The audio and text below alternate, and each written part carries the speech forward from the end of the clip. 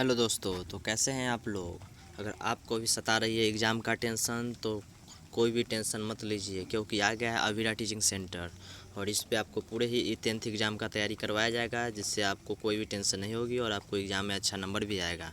तो चलिए, ये सोशल साइंस यानी कि हिस्ट्री का यह पहला चैप्टर है, यूरोप में राष्ट्रवाद का बहुत ही इंपॉर्टेंट क्वेश्चन मैं आपको बता दूँ, यानी टॉप पॉइंट बता दूँगा, जो हर एक चैप्टर आपको आसानी से कंप्लीट हो जाएगा। आप पूरा बुक पढ़े या ना पढ़े उससे कोई फ़र्क नहीं पड़ता, लेकिन आप इसको ज़रूर पढ़ लें। आपको 80 या 70 से 80 मार्क्स आने का पूरा फुल्ली गारंटी है।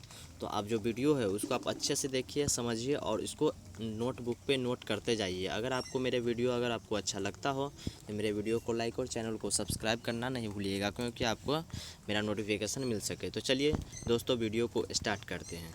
तो देखिए, ये जो चैप्टर है यूरोप में राष्ट्रवाद, जो सबसे पहला चैप्टर है इतिहास का।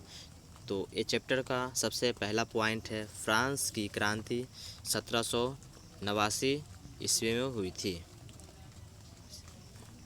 दूसरा पॉइंट है, मेटरनिक व्यवस्था का उद्देश्य गणतंत्र एवं प्रजातंत्र जो फ्रांस की क्रांति की देन थी उसका विरोध करना और पुरातन यानी कि जो पिछलका व्यवस्था था उसको पुनः स्थापना करना था, यानी कि फिर से उसी व्यवस्था को लाना था। या किस व्यवस्था के अंतर्गत आता है, तो मेटरनिक व्यवस्था के अंतर्गत यह आता है। तो चलिए 3 नंबर पॉइंट में देखते हैं कि 3 नंबर पॉइंट में क्या कहा जा रहा है, यानी क्या है। 3 नंबर पॉइंट इस पॉइंट में है कि फ्रांस में वियना व्यवस्था के तहत क्रांति के पूर्ण फ्रांस में वियना व्यवस्था के तहत पूर्व की व्यवस्था को स्थापित करने के लिए बुर्बो राजवंश को पुनः स्थापित किया गया तथा लुई 18वां को फ्रांस का राजा बना दिया गया। देखिए दोस्तों, जो ये इम्पोर्टेंट है पूरा आपको, जैसे हिस्ट्री चैप्टर 1 का निचोड़ है, तो आप टेंशन नहीं लीजिए। जो आपको बता रहे हैं उसको अच्छे से ध्यान से पढ़ लीजिए और इसको नोटबुक पे नोट कर लीजिए। आपको मुझ पे विश्वास रखना होगा, तभी आप मेरे वीडियो को अच्छा से देखिएगा। मैं आपको इसमें बहुत ही इम्पोर्टेंट चीज़ बता रहा हूँ, जो आपको बता रहा हूँ बहुत ही मेहनत से नोट किया हूँ। तो चलिए इसको देखता हूँ। अगला पॉइंट में यह है कि फ्रांस में 28 जून 1830 ईस्वी से गृह युद्ध आरंभ हो गया। इसे ही जुलाई 1830 की क्रांति कहते हैं। अगर आपको एग्ज़ाम में पूछा जाएगा कि 1830 की क्रांति को क्या कहा जाता है, तो उसको गृह युद्ध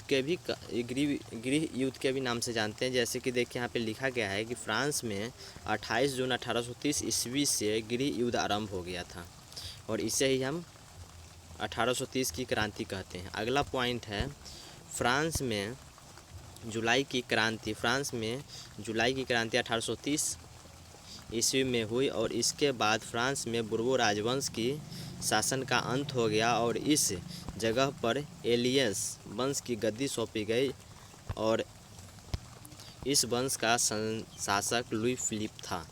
जो यह शासन आर्लियस वंश की गद्दी सौंपी गई थी और उसका जो राजा था वो कौन था, तो लुई फिलिप था। तो चलिए इसका अगला पॉइंट देखते हैं इस चैप्टर का। इस पॉइंट में भैया बताया जा रहा है कि लुई फिलिप एक उदारवादी शासक था, लेकिन बहुत ही अधिक महत्वाकांक्षी था।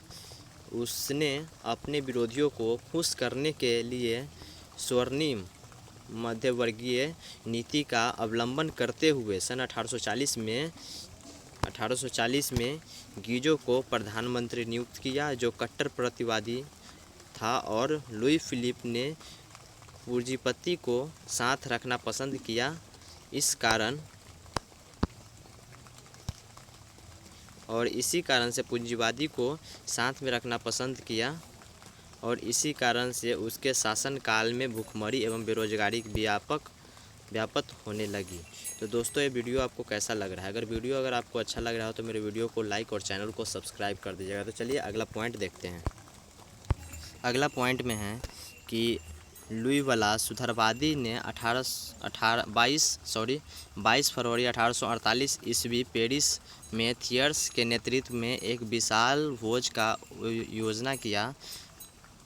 जगह जगह अवरोध लगाए गए और लुई फिलिप को गद्दी छोड़ने पर मजबूर किया गया। 24 फरवरी को लुई फिलिप ने गद्दी को त्याग कर इंग्लैंड चला गया। उसके बाद नेशनल असेंबली ने गणतंत्र उसके बाद नेशनल असेंबली ने गणतंत्र की घोषणा करते हुए 21 वर्ष के ऊपर के सभी वयस्क पुरुषों को मताधिकार प्रदान किया और काम के अधिकार की गारंटी दी।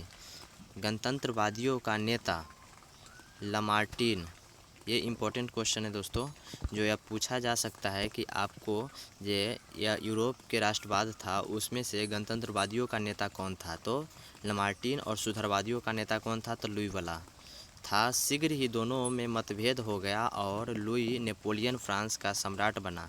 इस क्रांति ने न सिर्फ फ्रांस की पुरातन व्यवस्था को अंत किया बल्कि Italy, Germany, Australia, Holland, Switzerland, Denmark, Spain, Poland, Ireland तथा इंग्लैंड के इस क्रांति से प्रभावित हुआ। अगला पॉइंट में यह है कि देखिए, इटली विजय के पश्चात नेपोलियन ने इस 3 गणराज्यों की गठित किया: सिसपाइन गणराज्य, लिगुलियन एवं तथा ट्रांसपेडेन। ये 3 भी इम्पोर्टेंट हैं। जो इसमें लिखा गया है दोस्तों ये बहुत इंपॉर्टेंट है, आपको इसको अच्छा से नोट कर लीजिएगा। अगर नोट नहीं कर रहे हैं तो मेरे वीडियो को पूरा देखकर और इसको अपने कॉपी पे नोट कर लीजिए। देखिए अगला है, मेजिनी साहित्यकार गणतांत्रिक विचारों का समर्थन और योग्य सेनापति था। तो चलिए दोस्तों, ये भी एक और पेज कंप्लीट हुआ और ये उस चैप्टर का बहुत ही इम्पोर्टेंट पॉइंट है। अगला पॉइंट एक और बता दे रहे हैं। चलिए अगला पॉइंट है। अगला पॉइंट में देखते हैं कि हितेरिया फिलाइक नामक एक संस्था थी कि उसको देखिए क्या, हितेरिया फिलाइक नामक संस्था की स्थापना ओडेसा नामक स्थान पर की।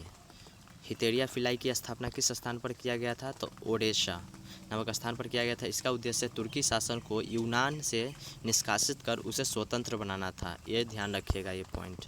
अगला पॉइंट देखिए, यूनान में विस्फोटक स्थिति तब और बन गई जब तुर्की शासन द्वारा यूनानी स्वतंत्र संग्राम में संलग्न लगे और उसके बुरी तरह कुचलना शुरू कर दिया गया। तो दोस्तों ये वीडियो आपको कैसा लगा? इसमें यूरोप का पूरा कंप्लीट करा दिया गया है। इसमें से यूरोप का जो राष्ट्रवाद था उसमें पूरा इंपॉर्टेंट पॉइंट करा दिया गया है। आप इसको अच्छे से पढ़ लीजिए और आपका चैप्टर कंप्लीट हो जाएगा। अगर आपको इससे रिलेटेड अगर आपको क्वेश्चन चाहिए तो चलिए मेरे नीचे वीडियो के नीचे कमेंट कर दीजिएगा, आपको इससे रिलेटेड क्वेश्चन मिल जाएगा। तो चलिए दोस्तों, ये वीडियो आपको कैसा लगा? अगर ये वीडियो आपको अच्छा लगा हो तो मेरे वीडियो को लाइक और चैनल को सब्सक्राइब कर दीजिएगा और मुझ पर विश्वास रखें, मैं आपको पूरा कंप्लीट करवा दूँगा पूरा चैप्टर। तो चलिए दोस्तों, bye bye and take care.